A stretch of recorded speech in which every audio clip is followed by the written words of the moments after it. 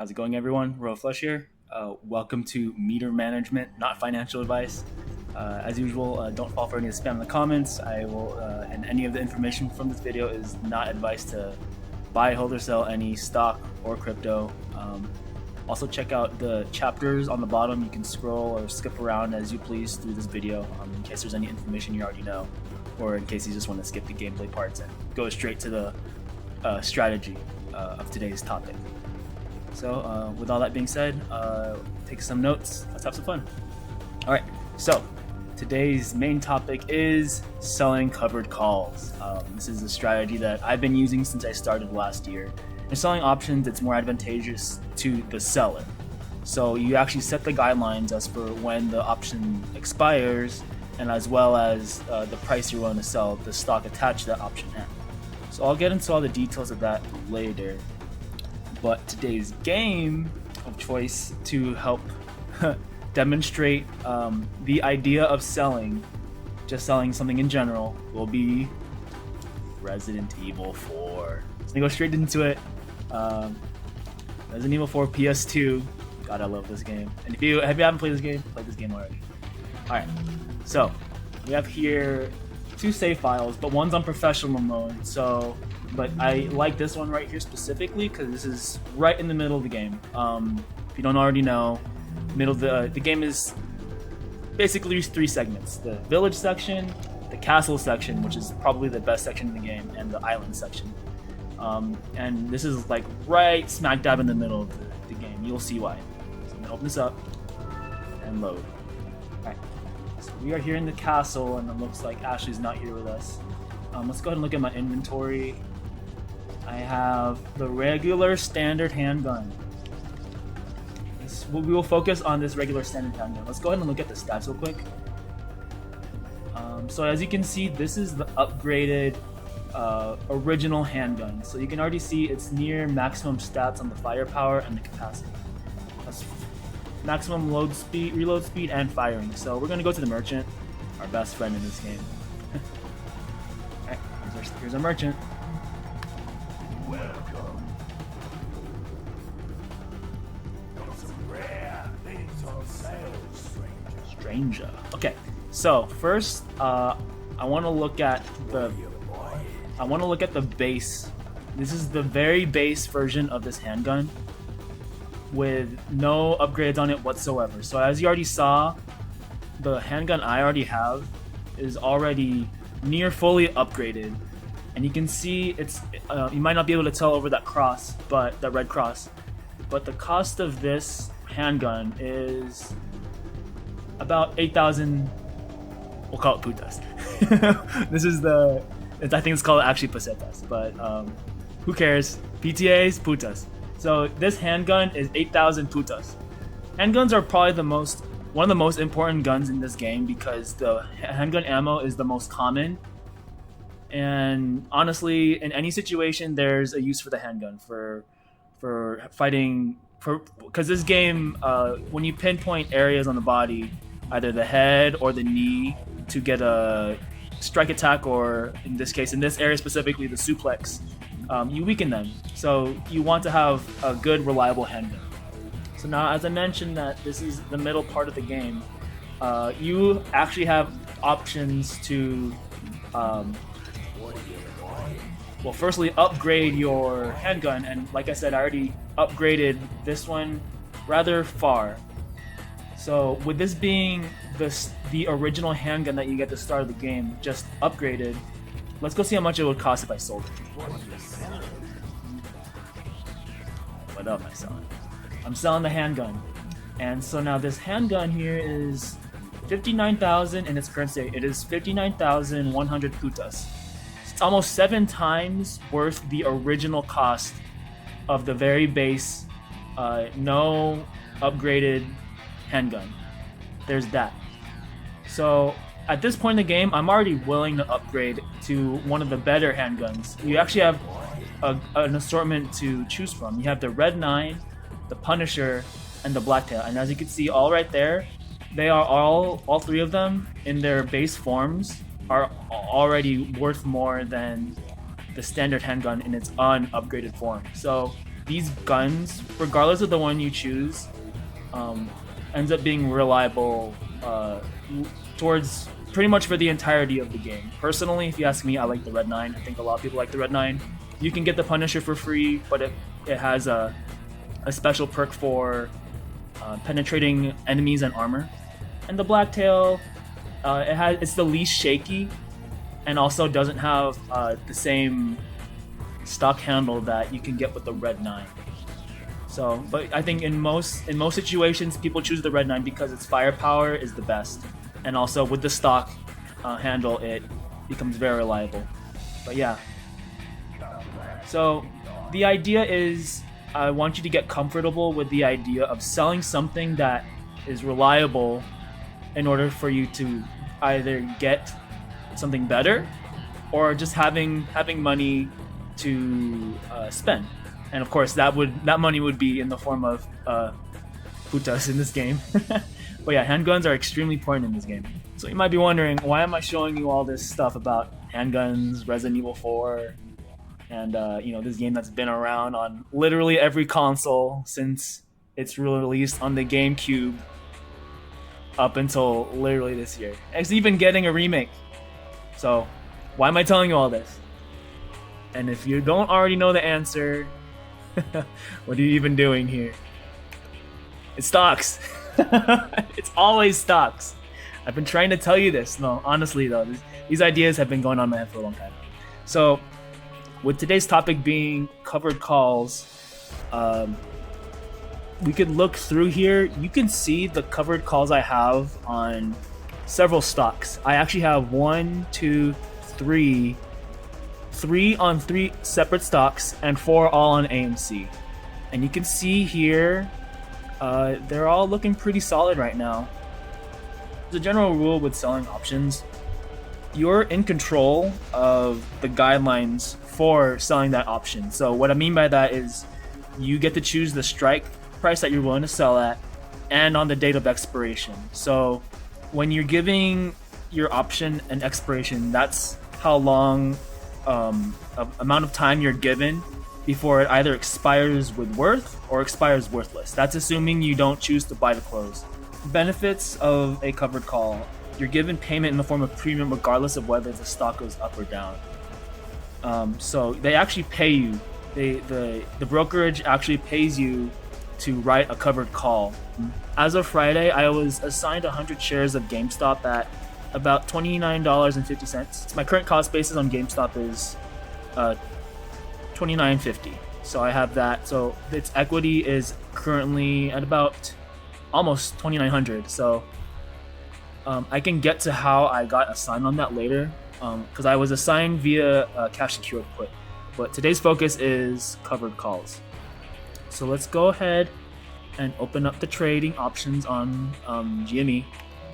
I mentioned you're given payment in the form of premium regardless of the stock's movement. So what I mean by regardless of the stock's movement, at the time you write this option, you are gonna get paid an amount based on which option you choose here. So the stock market is closed right now. It's not opening again until Monday.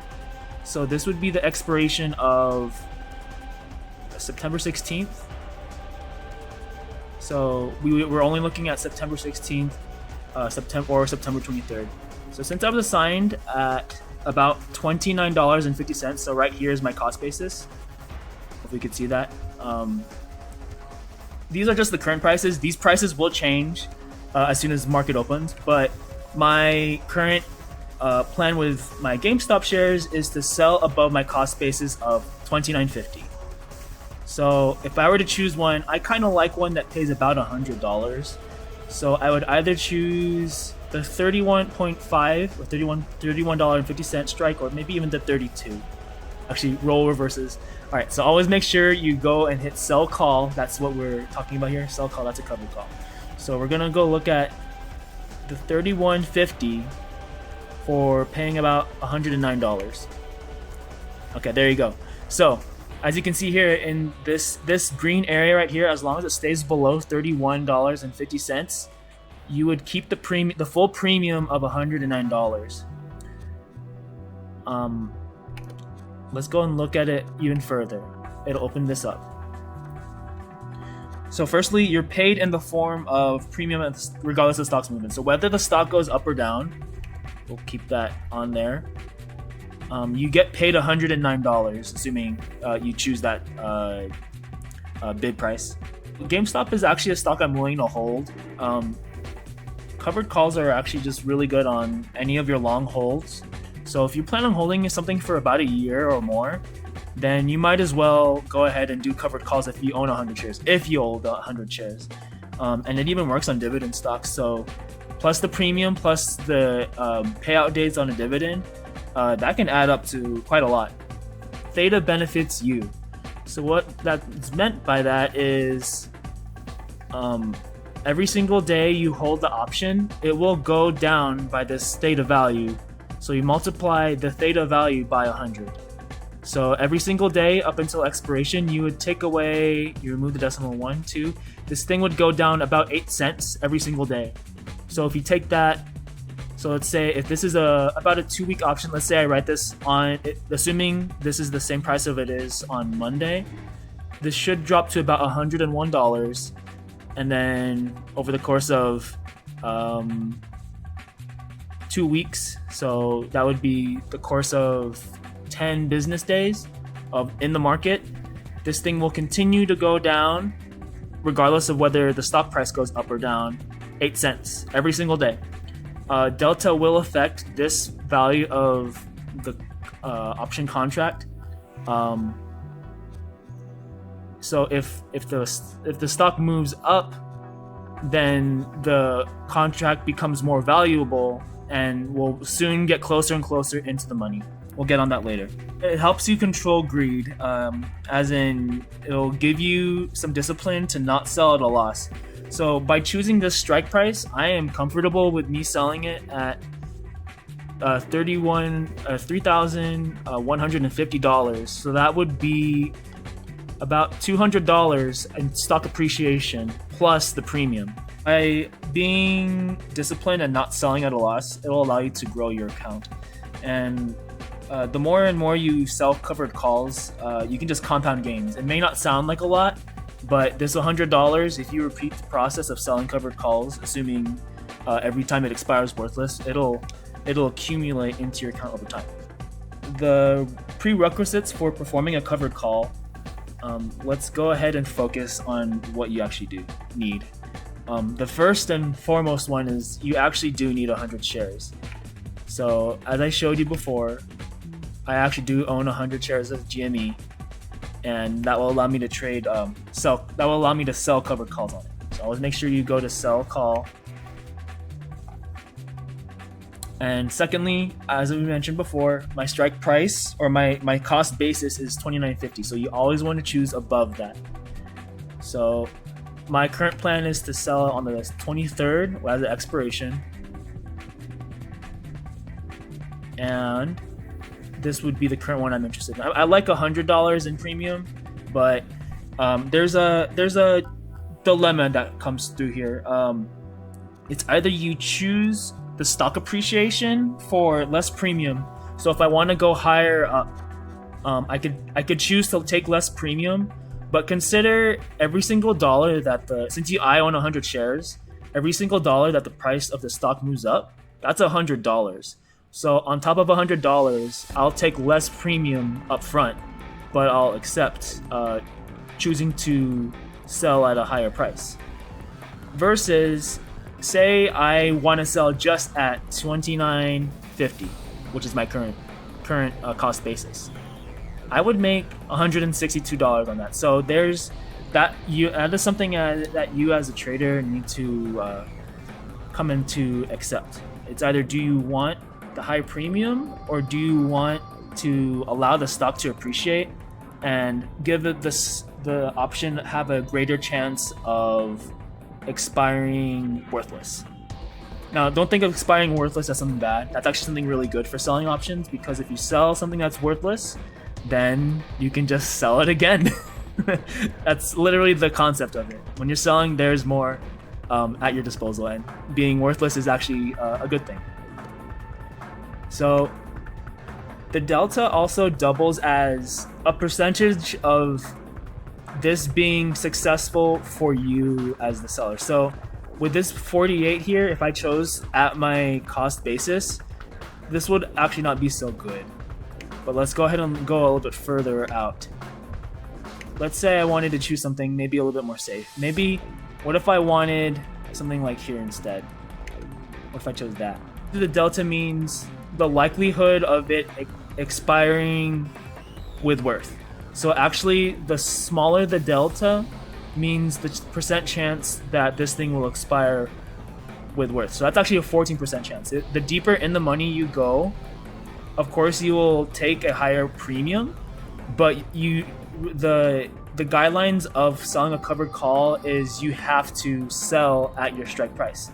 So if on by expiration, say if you chose a low strike but you wanted to take a ton of premium in, you can by your own choosing choose to do that. But you will have to sell. You will have to sell regardless of the stock price being above.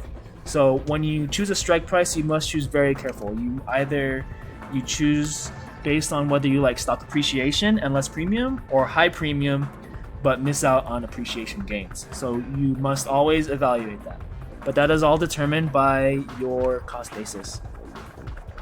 If you really want to be safe on the strike that you choose, you can do a bit of charting on Webull. Let's go ahead and open up Webull.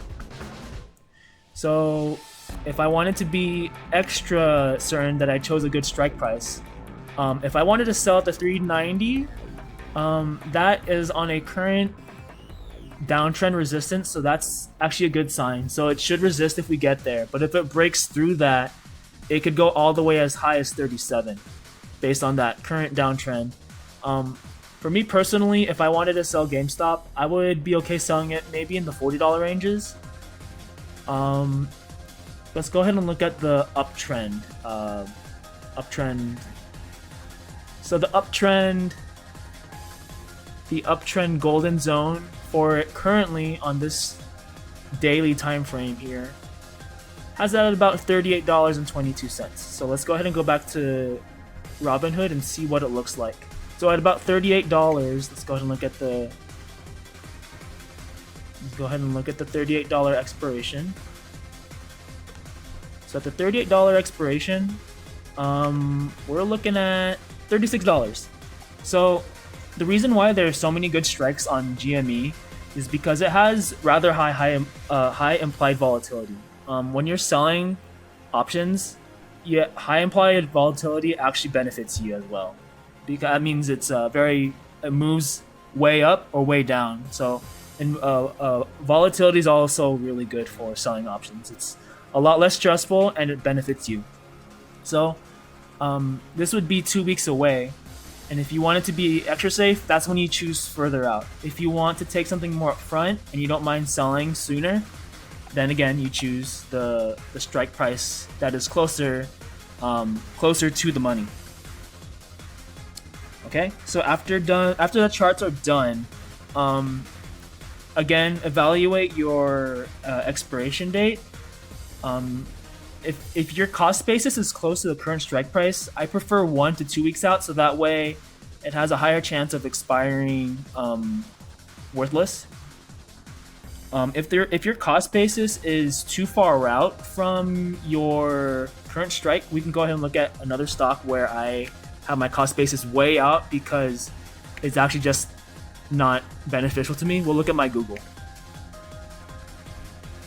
So my current cost basis on Google is $127. So that's the cost basis, but my current market value on it is at about $11,055.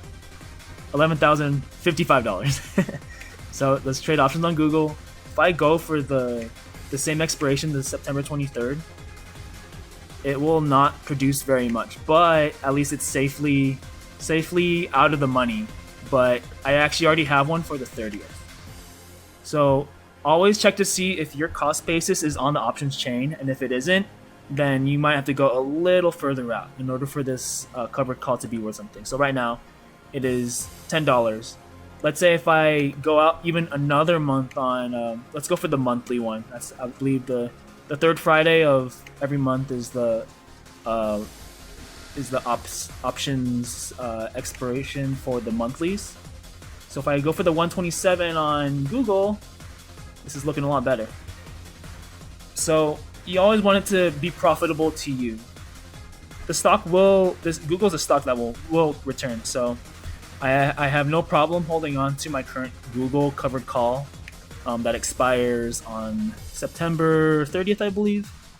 There you go. Preferably, I prefer it's best to write on a green day, because when you're selling options, the cost of it is really good. That's why, since just looking at the last trading day, which was a very green day for GameStop, the options that were being sold for it are actually really good. This could change by Monday, but again, practice patience in the stock market. Since you're selling a covered call, you can wait for a day to be green, even if there are more red days in the week than green. Don't always just jump right into selling it.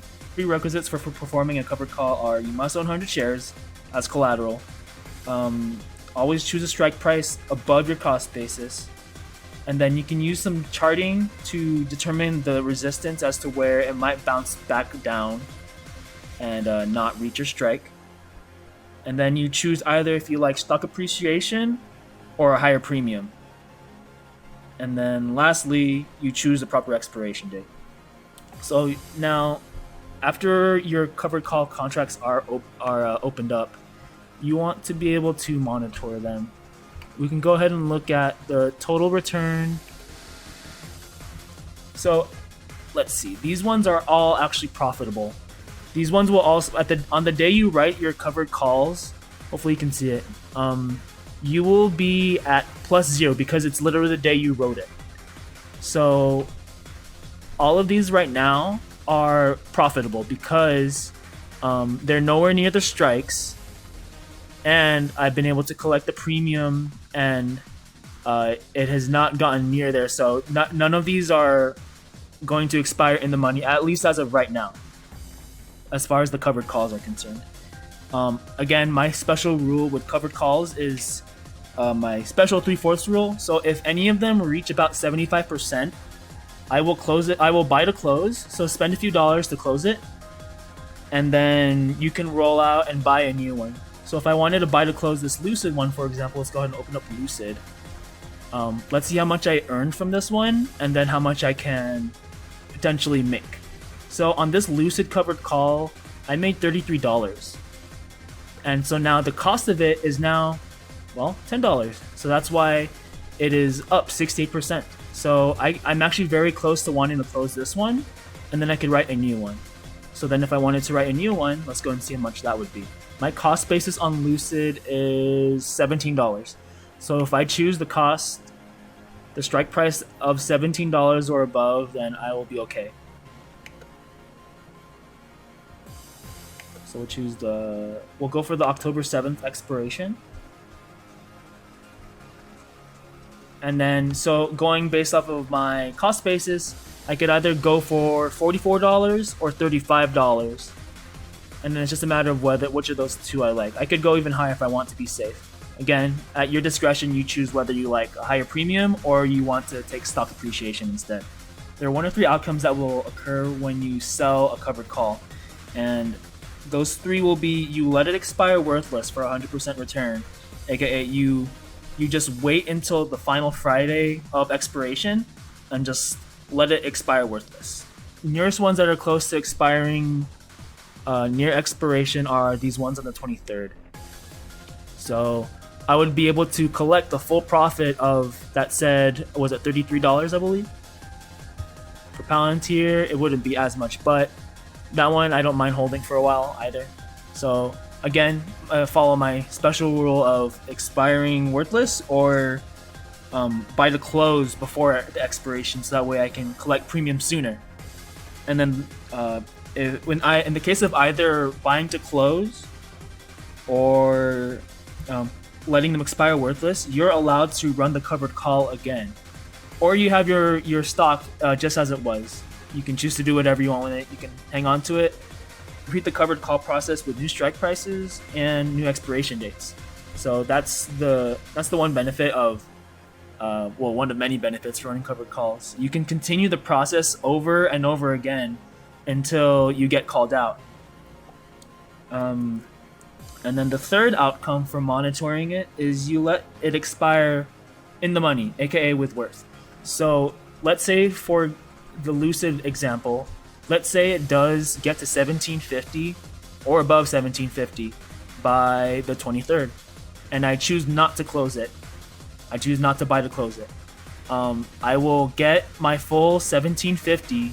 I get to keep the premium, and I will get the full 1750 back. In exchange, I give them my 100 shares of Lucid, and I have the buying power now. And then, so in the event that it expires in the money and you sell at the strike price regardless of the appreciation, you can perform the cash secured put as part of the wheel strategy. So that is where the two strategies of selling calls and selling puts come together. I just want to go ahead and mention two warnings for selling covered calls. You don't always want to buy to close every covered call at a loss, since you're choosing your strike and you're choosing the expiration date. You're already setting something. You're already setting the guidelines as to when you're comfortable selling. Back onto the handguns from Resident Evil 4. You have already chosen that you're willing to sell it. You're willing to sell it because you've gotten your worth out of it, and you're ready to move on to the next one. So, aka, you're ready to move on from the standard handgun onto the Red 9. So, think of it like that. You want to sell it because you're okay with selling it. You won't feel at a loss. Plus, you get to keep the premium.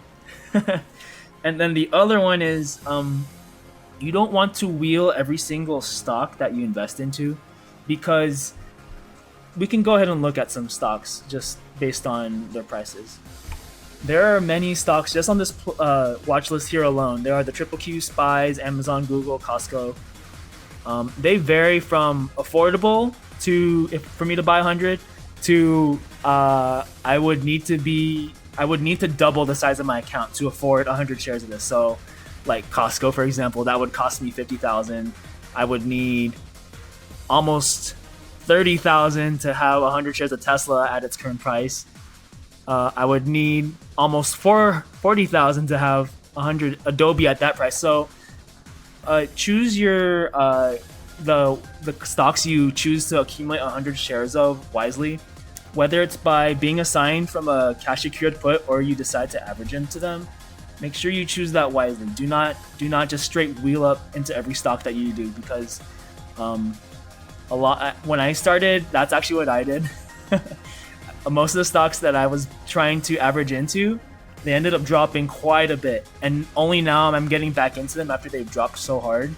But I'm using them specifically to sell covered calls on them because I'm okay with selling them at a low price, but it's a profitable price for me, because if they keep on producing money via covered call premiums, then that means they are of worth to me.